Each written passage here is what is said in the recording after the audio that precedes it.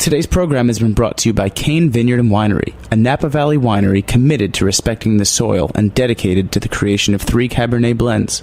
For more information, visit cane5.com. Hi, this is Celia Kutcher, host of Animal Instinct, and you are listening to Heritage Radio Network, broadcasting live from Bushwick, Brooklyn. If you like this program, visit heritageradionetwork.org for thousands more. We talk about food. We talk about music with musical dudes. Finger on the pulse, snacky tunes.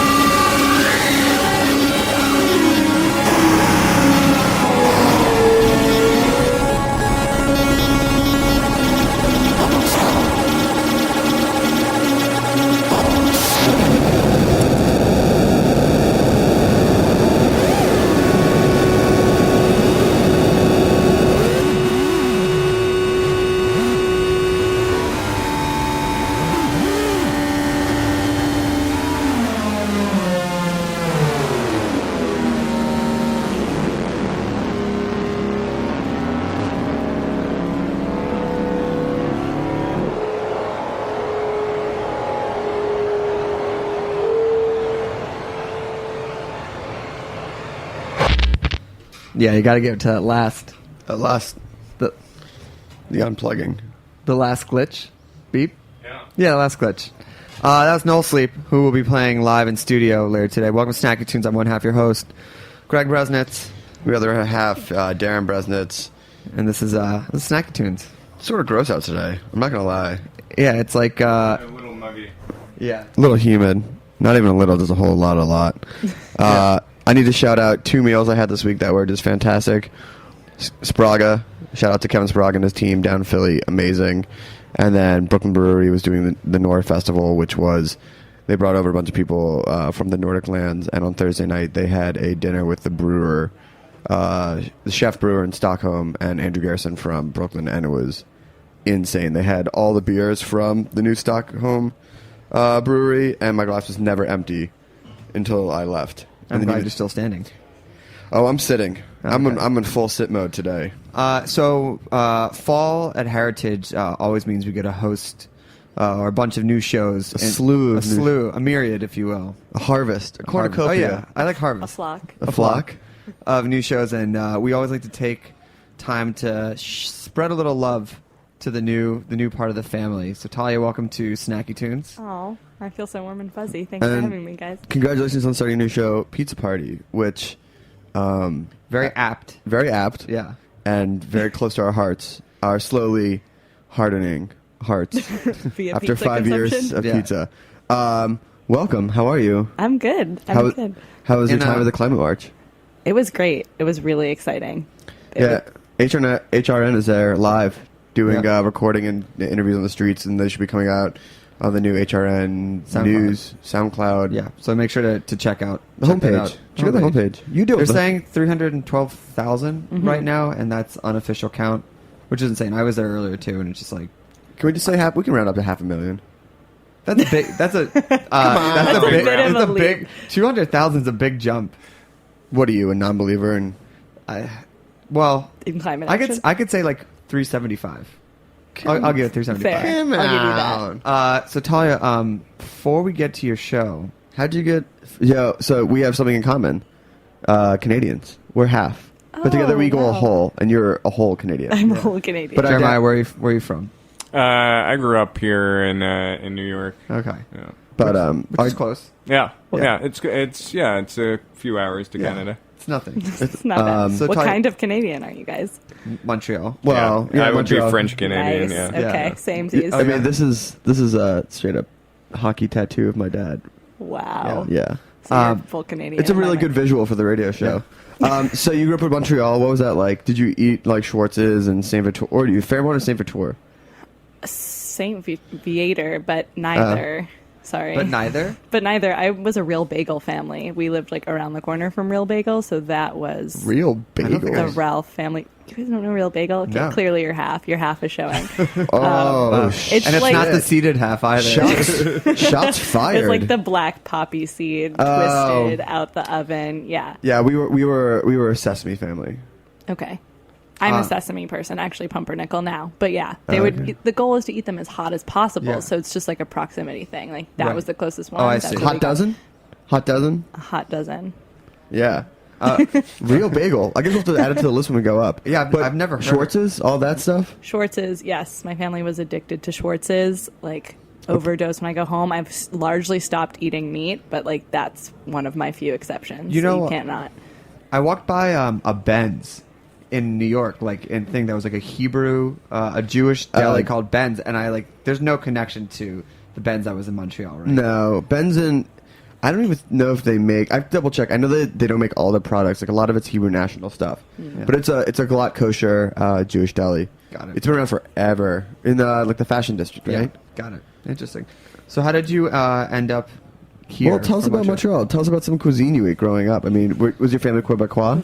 No, my family is like the English minority in Montreal. Super Jewish, just straight up Eastern European. one of the tribes. Yes, in the tribe. So lots of matzo ball soup, lots of chicken. Fantastic. Like we ate out at a few places that were not at all trendy places. I mean, Moisha's, and Oh, yeah. Gibby's Steakhouse. Well, I mean, Moisha's Steakhouse is like classic. Yeah, so those are the two big ones. Also, Da'u. I don't know if you guys have ever been there out in Saint Laurent. Like really good Lebanese food, just like kind of empty, big tables. It's not the one next to Schwartz's, right? No, it's like you gotta drive. It's like off the 15. Oh, okay. That for whatever reason was like a big thing in my family. But no, my mom and my grandmas cooked a lot, and it was like a Jewish mother and grandmother that cooked a lot in Montreal. So typical. So I mean, I don't know how far you want to talk about this. But. Drop a little. What did grandma and mom used to make? Well, I have yet to find. I'm actually struggling because I love Mile End. Like I love Noah and Ray and everything they do. But who doesn't? Their matzo ball soup doesn't do it for me, and neither does Vasilka's, and neither I can't find a matzo ball soup that rivals. I just went to... Is it the matzo ball or is it the broth? Both. Like, the matzo balls are too dense. They're not fluffy enough. They're not salty enough. I had to ask for salt at Mile End, and they were so mad at me. You're in trouble. And I was so embarrassed. But usually it's one or the other. Like, the broth is fine, but if you're at 0 for 2, you're just... Both. And, like, something with the vegetables are weird. I don't know. Jack's Wife's Frida does an okay one. They have a lot of dill. But it's really dense. Okay. I'll put that on my list. Right now I'm very focused on pizza. Like, I've sort of ignored my... So let's how did you get into besides eating every day, get into food in the food world?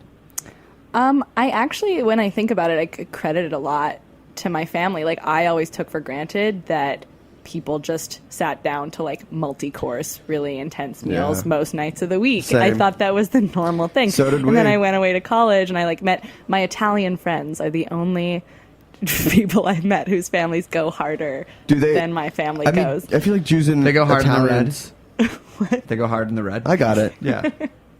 Yeah. So yeah. That's okay. I grew up around cooks. I went to Italy as a 16-year-old as like a super lucky, spoiled 16-year-old. My Nana took me to Italy for my 16th birthday and learned how to make like homemade pasta and like, rabbit ragu and all this. I think that's what sort of tipped me to being like, wow, that's pretty amazing. Magic. Thanks, Nana. Yeah, Nana. Nana. Go shout Nana. out if she's listening. She probably will listen. Yo, later. Nana, shout out. Pretty up on her food radio. We have a Jewish grandmother still alive that's on my dad's side, and she's this Hungarian master chef, and it was like cholent and fried chicken and veal. And then when she made fried chicken and fried veal, she would just make fried breading. Like all the leftover breading would just like a fried disc of breading. That was obviously your favorite thing. Yeah, but we had the same thing. It was always like we sit down at the dinner table, we have a salad, we have a main, we have something at the end, and we're like, oh, this is how everyone eats. And then you go out in the world and it's not. It's a dark place. It's a dark sort of like Hillock Brown sort of place of like grab and go. Yeah. Did you desire though growing up that because we rarely, unless we were going to like a Flyers game, we would ever get like McDonald's or something like that. Did you have the same dreams of going like, I wish I had?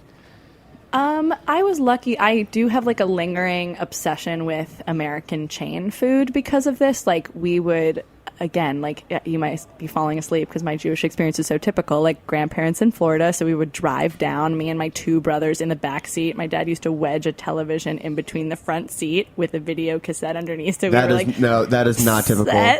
Wait, you would drive the Montreal to Florida. 3 days. We would drive you can't even top Montreal. Philadelphia, Montreal. No. She's laughing at you. No. Your distance is nothing. No, because I remember when we would get up, like, oh my god, we got to get up at 5 a.m. and then we're going to be there like for dinner. That's we are nothing. Yeah. No, you don't know. I mean, your diaspora is quite intense. The treks that the Ralph family would take would be epic. So we would stop. Like those would be the big treats. Like I remember Cracker Barrel being really exciting. Dude. Olive Garden, I still get excited about that. I get very judged by lots of Americans because they think it's disgusting. Eat now. What's that new thing they have? Like $1,000 all you can eat pizza? I mean pasta. It's something. Oh gross. Yeah, the passes that sold out, like the unlimited all you so gross. I would be in for one of those. Cracker Barrel still gets a pass by some food people. Does it? They're like, I think it's because it's more considered a Southern thing. It's not. I know, but I ate there recently. And you bought on a road chair? trip. It was disgusting. No, it was really sad. It like childhood dreams dashed all over the floor because I always thought Cracker Barrel was like it. And I went and got the chicken and dumplings, and they were not good. That's the way the cracker crumbles. Yeah. So, how did you move into family Jewish trips down to Florida into the illustrious world of radio programming. Wait, no, hold on, wait a Wait, second. what happened in between my Yeah. Florida trips and You radio? skipped a lot. So when did you leave? Where'd you go to Montreal after you turned 18? I did my undergrad in Boston at Emerson. Oh, I was at BU. Oh, cool. What years were you there? 2007 to 2011. Yeah, I'm way fucking older than you. Sorry. Okay, it's cool. Did you get it on Korea? Yes, all the time. I lived in Central Square for Okay. 2 years, so It's all of the central spots. Literally the only thing I miss about Boston. I don't miss. I've been getting a lot of hate on Boston today, and you know what? I defend it. I actually miss it. I might go down there next weekend. Well, thanks, Talia, for swinging by. I really appreciate it. I have to just chime in to say I hate Boston too. Yeah. You're all because you're all hardened New Yorkers. Like No. I haven't lived No. here long enough No. to I like ha- harden I against a hated good it city that's before just. I even left it. Like, I graduated and I was gone within 12 hours. Oh, I left it too immediately. Please, like drove away, did not look back. You always want to leave. Do you have that one friend who's still there, who, like, got a job in Boston? Like, hey, guys, come visit. And everyone's like, ah. I have two of my Yeah. best friends still there. They both do really cool stuff. So you went to Emerson. You went to ate Emerson. honors. What'd you study? Journalism. Very nice. And then I moved to California for a year to LA because I Ooh. thought that would be fun. And it So was you went fun. from one shitty pizza town to another shitty pizza town. Yes. The pizza in LA is shitty, but I lived in East LA, so I was near Two Boots, and I was near a great place called Masa, which did like a Chicago deep dish-esque. I don't know if you guys Oh, know you mean a it. souffle? Fuck you, Chicago pizza. I need to have a Chicago pizza episode because that's another thing people have been throwing very strong opinions at me about. You know, Yeah, we I mean, actually it's like started- if we you s- want a pie and then throw tomato sauce and cheese on it, we could do that, but don't call it pizza. Hey, Yeah, it's not pizza. It's not pizza. It's good It's when good. it's done right, but it's not pizza. oh, when I'm in the mood for whatever you want, what that is. Yeah. I don't know what it's called. Yeah, a but- quiche. A quiche. Yeah. Oh yeah. Let me get a Chicago quiche. Yeah. Wait, I totally skipped over it. What was Montreal pizza like? Because we had, where was it? Was it in Vancouver? Like 99-cent pizza was really big, like 10 years ago, before it even made it out Was here. it good? I don't know. We were 20, so yes. No, it tastes like everything's- cardboard. Yeah. Yeah, it tastes absolutely like But cardboard. Montreal pizza. Montreal pizza, we have a few really good spots. My dad has actually been like nonstop being like, you have to come to Pendelli's. Pendelli's was where we would always order from on Queen Mary Road. Côte St. Luc Road. Oh my God, my Montreal geography. But they would do these giant dough balls in the middle of the pizza, and they would like kind of put it on before it was finished. So you'd get this, like, the dough balls were really like hot property in my family, and I had two brothers, and we looked for any excuse to fight about anything. So we Yeah. would fight over these. It was just like they'd roll a little bit of dough and like put it in the middle. I love it. So my dad would get extra ones, so that fight ended. I mean, But is that different than a garlic knot? yes, it's just the dough. Did It's they nothing. were they using it instead of like the little plastic thing that like? I think so. That's I awesome. think Oh my God. so. That's ingenious. Yeah. Wow. Yeah, because And it really- would touch the top of the box. I like it. Hey. I like it. You're reading between the lines Yeah, here. no, it's like, and it's environmentally friendly. I never questioned what There it you was Oh go. my for. God.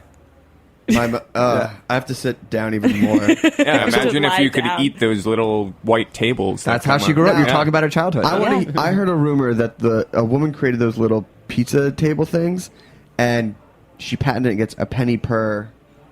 No way. Look, hey, Darren. listen, I don't Darren. use the internet. Let's get so- on Snopes.com and Yeah. check that out. Anyway, so she's doing all right. Yeah. Yeah, better than a lot what- of us. So wait, so you were in California, and then the siren called pizza. The siren. Well, there was a year in Montreal, which was not by choice because immigration laws are weird. That's Oh, another yeah. thing you probably don't want to talk about. No. But yeah, so then Today on Snacky Tune, Montreal Canadian versus American immigration law Yeah. relationships.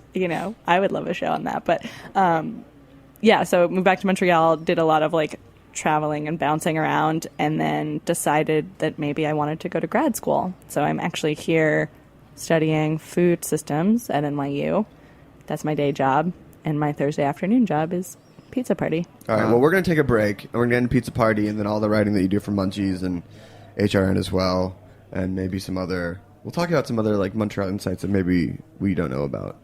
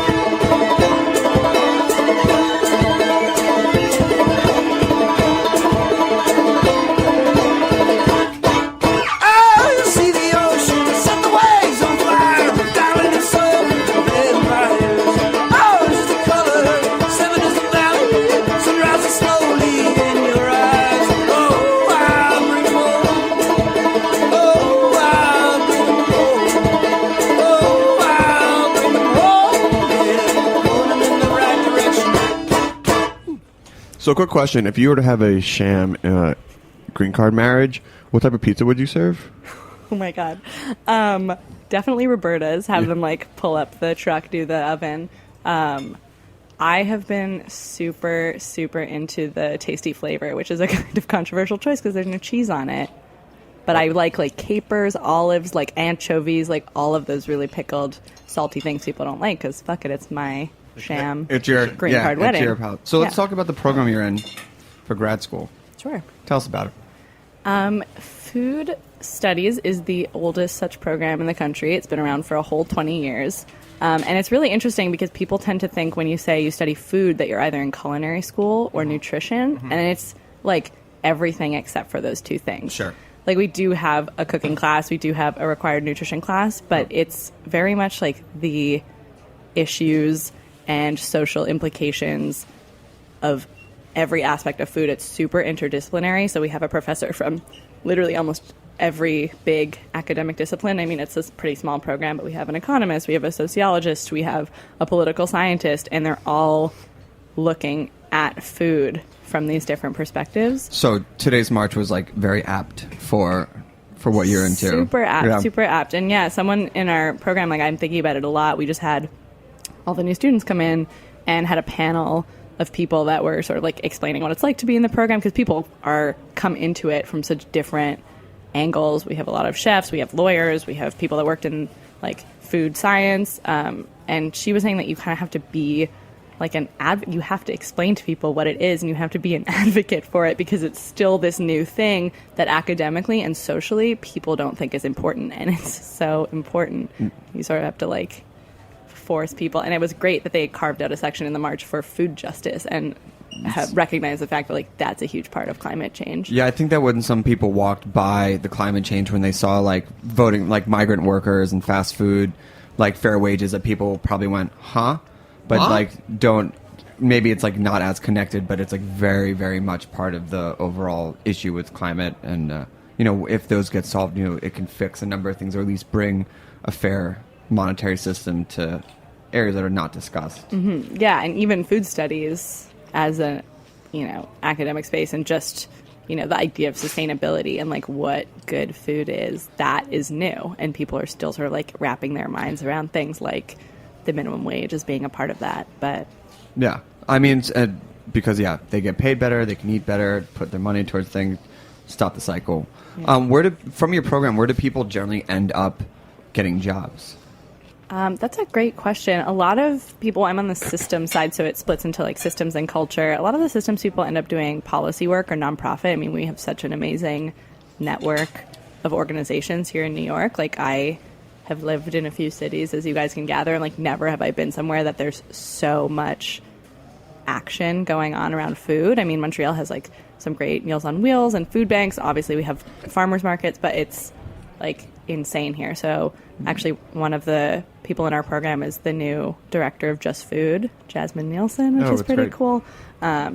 We have some people that go on to like law school. A lot of people end up in media, writing about food, talking about food, restaurants, sort of like management. A lot of entrepreneurs, actually, like a lot of people starting businesses. I don't know if you guys have had Donna Chai. There's a girl in our program that like started making local Brooklyn chai, which like you hear about, fair trade tea and local coffee spots. And like there's this whole great coffee culture, but like there's no local chai, and she is now like the local Brooklyn chai girl, queen. and she's Chai all over queen. the place. That was her senior thesis, and she's selling at like Smorgasburg and all of these cafes, and it's legit. So what aspect drew you to the program? I am a journalist, and so my greatest weakness and greatest strength is that I think almost everything is interesting, and I really loved that you could get a little taste. Thanks, guys. Little Borscht Belt humor coming at you. Yeah, just like how broad the program was. Speaking of being a journalist, let's talk about your radio show. Sure. What do you want to know? Tell us about how you fell in love with pizza and why you felt it merit. I mean, okay, we all know it merits at least half an hour a week. Yes, thank you. But why did you feel that you were the voice of our generation to bring it to us? And when do you remember your first slice of pizza? My first ever slice of pizza or my first New York slice of pizza? Different question. First ever slice of pizza. It was probably at a birthday party at like a bowling alley in Montreal, and it came on a paper plate.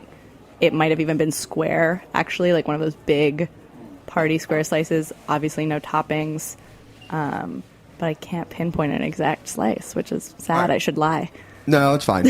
When was the first pizza you had where you're like, I love you pizza? Not to be a suck up, but it probably was Roberta's. Oh, total suck up. Womp. I'm kind of a suck up by nature. God.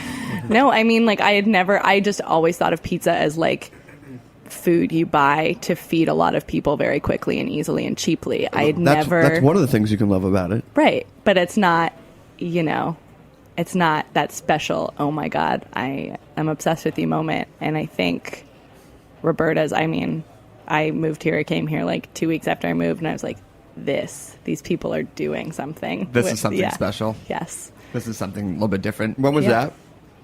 That was last fall. I mean, there's no donuts. There's no donuts on them. Yeah. But I can't fault them for that. No. That's like, not everybody can be doing that kind of thing. No, but maybe through your initiatives and your hard work petitions. Yes. I'm sure you'll learn I definitely about want a petition. political aspect to Pizza Party, Yeah. and so we will start distributing I expect to see petitions. the donut protests of 2015 coming to Roberta's front doorstep. It is a very important issue that is facing our... I expect you our guys to people. sign it. I Yeah, expect you to be the absolutely. first signatures. Yeah. So then take us through the journey of that first bite of pizza where you went, oh shit, this is not just pizza, but pizza with a capital P, to starting your radio show. I really love talking about things that people overlook, but that I think are actually really important and significant. And I think that pizza is one of those things that's actually coming from like a theory that's been building in my classes, where like it's all very fascinating, but I haven't found like a firm thing to like lay all this academic and like sort of heady theory on like feminism and class and like city spaces. And pizza is I think pizza is strong enough to like stand the burden of being this really interesting... Give me the pizza feminism argument. Okay, well, if you guys... Right, I don't want to like spoil too much because I'm going to have show. Tease the episode. I'm having an episode about pizza feminism, but there was a great article in the Hairpin last week about snack wave. Did you guys see this? No. Nope. It's basically an argument that online, like in pop internet culture, which is now a thing that we just deal with, there's a very strong trend of women specifically and teenage girls being like really down with snack food, like really about like, like love dies, pizza is forever, like I'm sad but at least I have Oreos, like this very strong undercurrent. And it's kind of a joke, obviously, and it's a certain kind of like internet personality, but it also points to this sort of like rejection of what women are supposed to like to eat and how we're supposed to eat. Totally got it. And pizza is like sort of at the epicenter of that. Is like, I'm gonna have a whole pizza to myself. Fuck you guys. Like, don't tell me how to eat. Don't tell me what to do. And I think that that's a really fascinating part of it. I think there's a lot in terms of like... Oh my God. What are you looking I'm looking it up. Holy crap. Okay, just for those who... You should go look this up. The image is a Mac laptop half closed because it is stuffed full of pizza Yes. on top of magazines. There's many great images if you scroll Oh my through. God.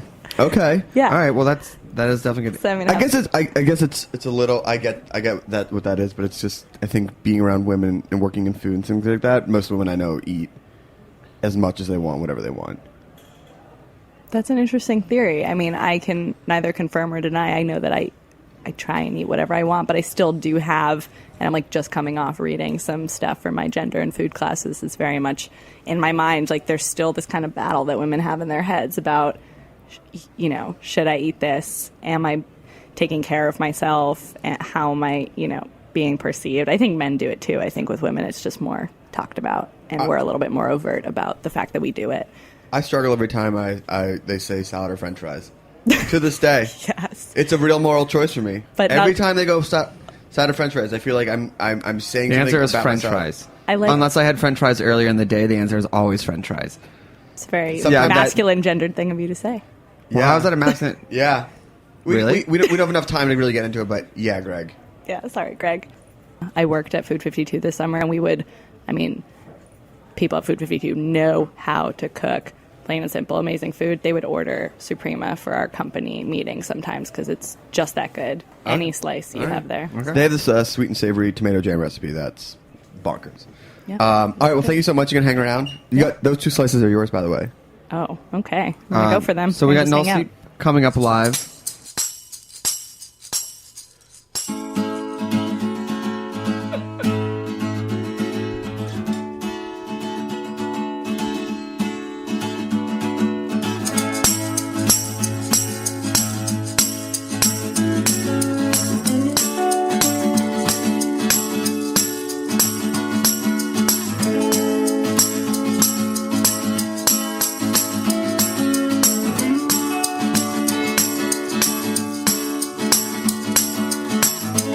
Oh, memory, I'd hold your hand if I only knew.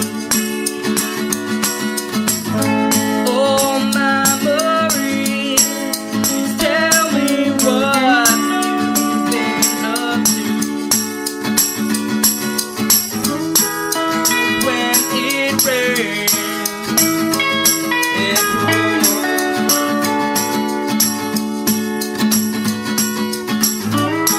But I can't stand rain anymore. Come on. I took it right and blew around, said I wanted more. And you satisfied, watched us dive on feet on the floor. And I took it right and blew around, said I wanted more. And you satisfied, watched us dive on feet on the floor. And I went inside, but I threw my mind into, yeah, for you, Marie.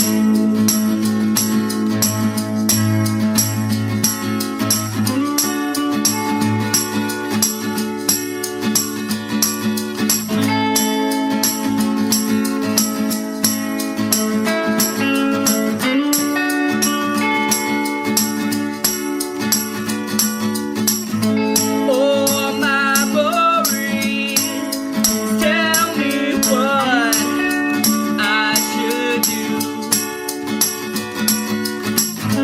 Oh, memory, you're not torn this before blue. 'Cause when it rains, it pours.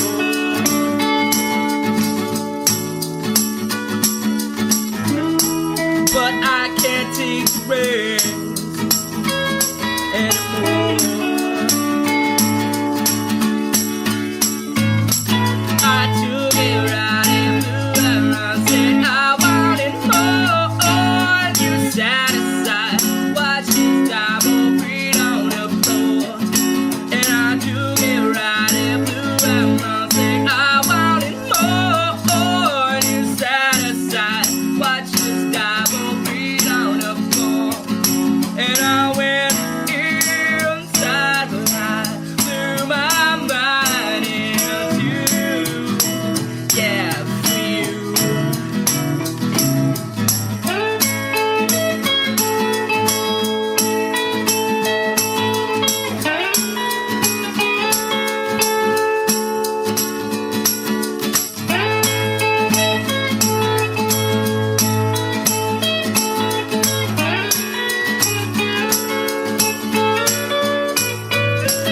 I took it right and blew around, said I wanted more. And you satisfied, watched us dive on feet on the floor. But I went right and blew my mind, said I wanted more. And you satisfied, watched us dive on feet on the floor. And I went inside, but I threw my mind into, yeah, for you, Marie.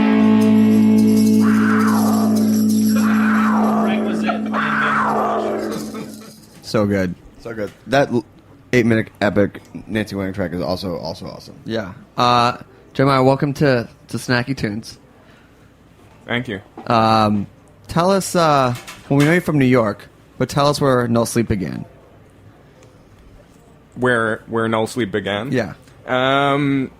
I guess it was when I did my undergrad at Columbia, and freshman year there is when I started writing music. I've been interested in electronic music for a long time, but that was when I started, and it was actually a direct result of having access for the first time in my life to high-speed internet and being able to download pirated software to make that music. And actually, the name Nullsleep was not originally like an artist name that I came up with. It was actually like the name that I used on IRC and when trading files with other people online. And then I just it became the name that I used as my online presence. And when I started releasing music, it just sort of carried over to that. Did you know how to write music before you had the software? No, the only musical training I had up to that point was I took like a few weeks of cello lessons when I was like in elementary school. Oh, the classic like, let's try this out. You're like, fuck this. Yeah, it was actually I don't know if any of you remember this movie called Electric Dreams, but it was a movie from the 80s about like a guy who buys like a computer, and the computer has like a built-in AI, and then the computer and the guy both fall in love with the same woman who lives next door. And it's basically like a love triangle between the guy, the girl, and his computer. What year is this? Some early 80s, I Okay. think. And the soundtrack was amazing. It was like a bunch of electronic music, Giorgio Moroder, Human League. Wow. It's like one of those movies where like it tapped into this weird subculture. Yeah, at the time. it was, and the actual movie, the look of the whole movie is amazing because it looks like an Apple commercial from that time. There's like lots of shots that look very much like 80s like Apple branding. Amazing.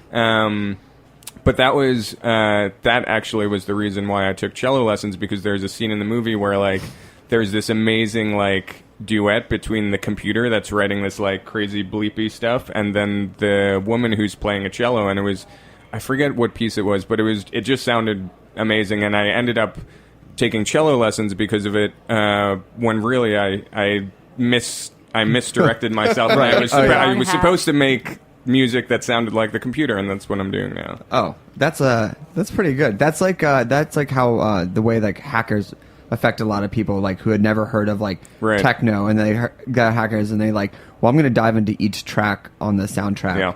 Very much so. I think yours is a bit of a deeper dive, yeah. deeper dive. Oh, who was in the movie?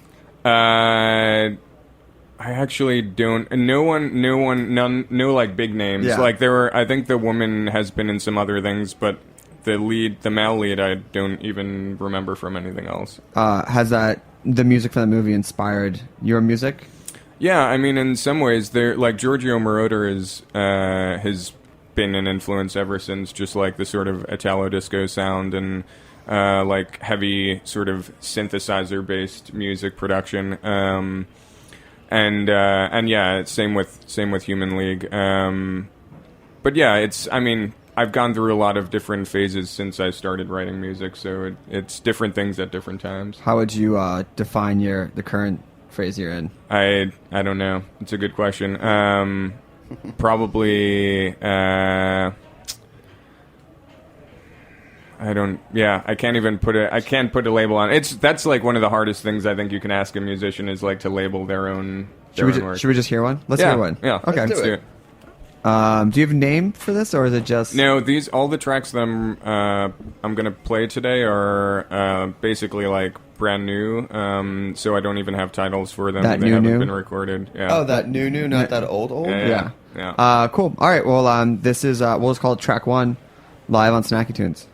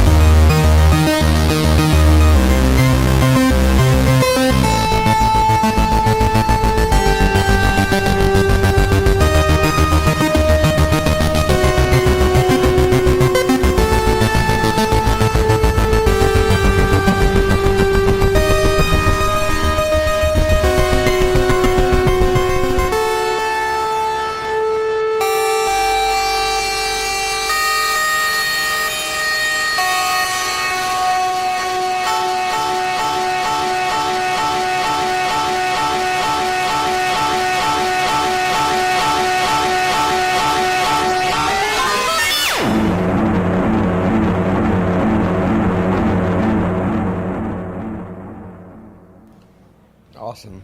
That makes me like want to go back to Montreal and stay out till the sun comes up in the winter. Type vibes. Talia? I don't know. I'm having like a spiritual experience sitting here watching people eat at Roberta's, listening to that. Yeah, it's pretty awesome. We'll give you a second to sit back. Just prepping the next one. Yeah. Okay, we got time. It's internet radio. It's a little bit loose here. All the It's a time little in the loose world. on a Sunday. Careful there. Well, that was great. Thank you. We're besides early '80s AI movies. Where else do you draw your inspiration? I really, before you answer that, I really hope you say nowhere. I wish that was like your one source. It's like, that's it.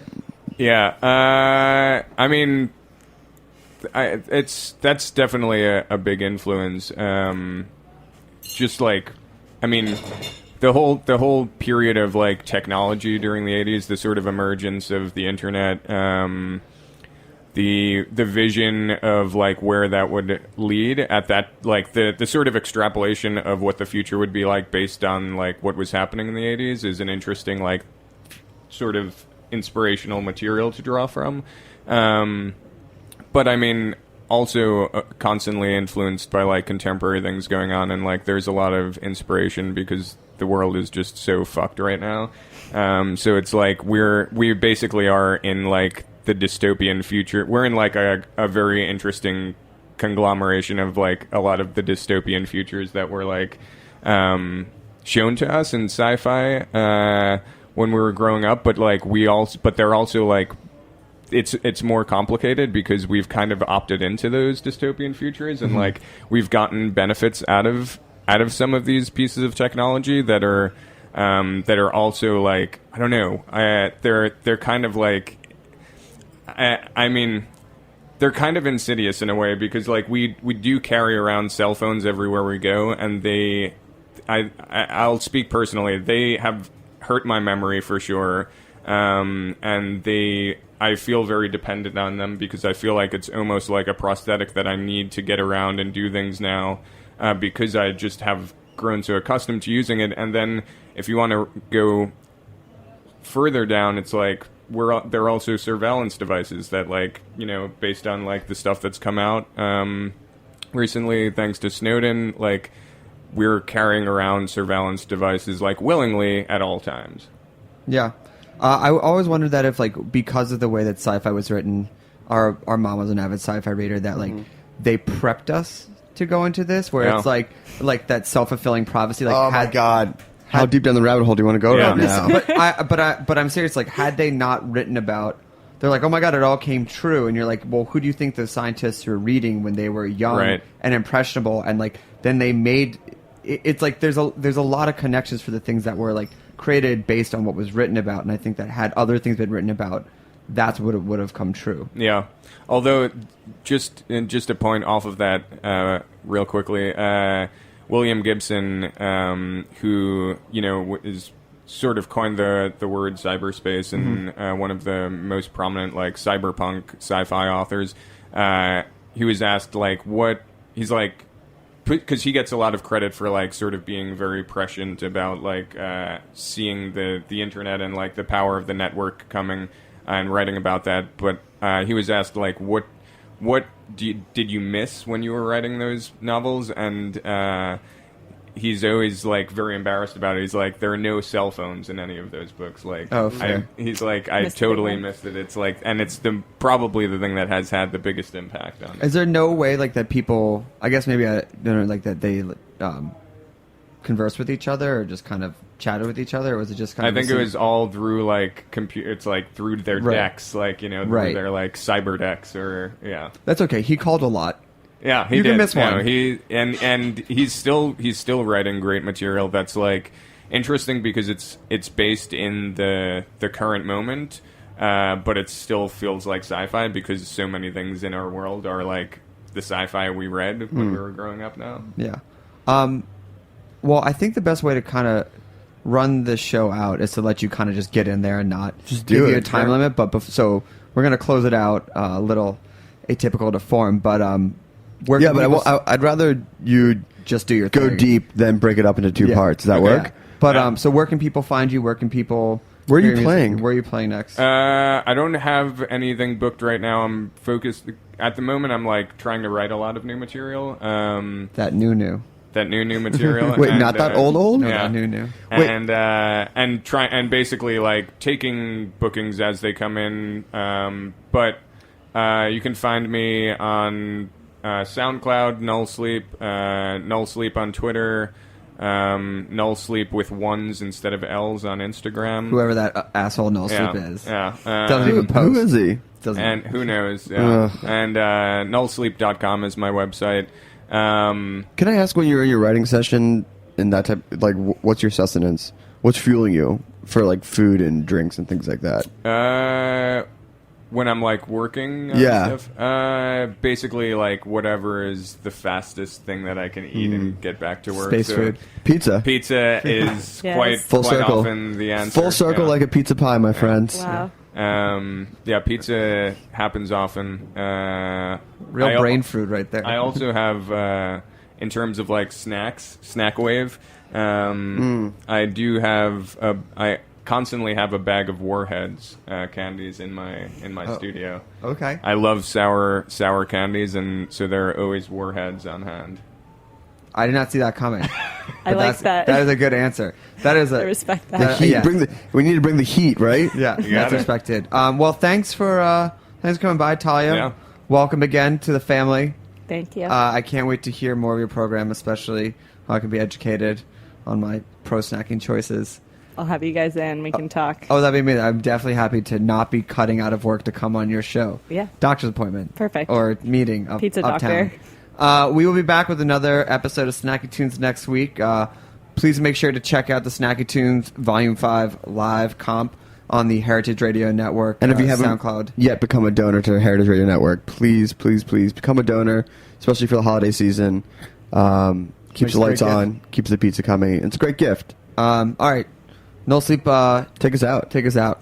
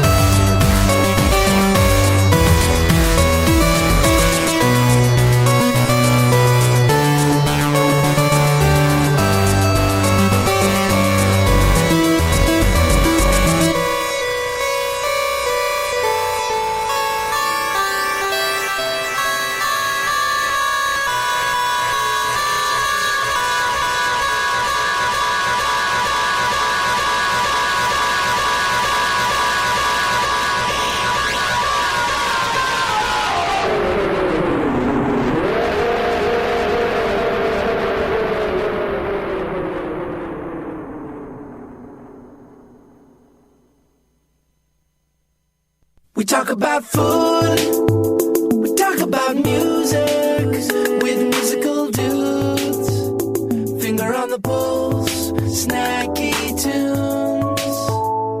Thanks for listening to this program on heritageradionetwork.org. You can find all of our archive programs on our website or as podcasts in the iTunes store by searching Heritage Radio Network. You can like us on Facebook and follow us on Twitter at heritage_radio. You can email us questions anytime at info@heritageradionetwork.org. Heritage Radio Network is a 501c3 non-profit. To donate and become a member, visit our website today. Thanks for listening.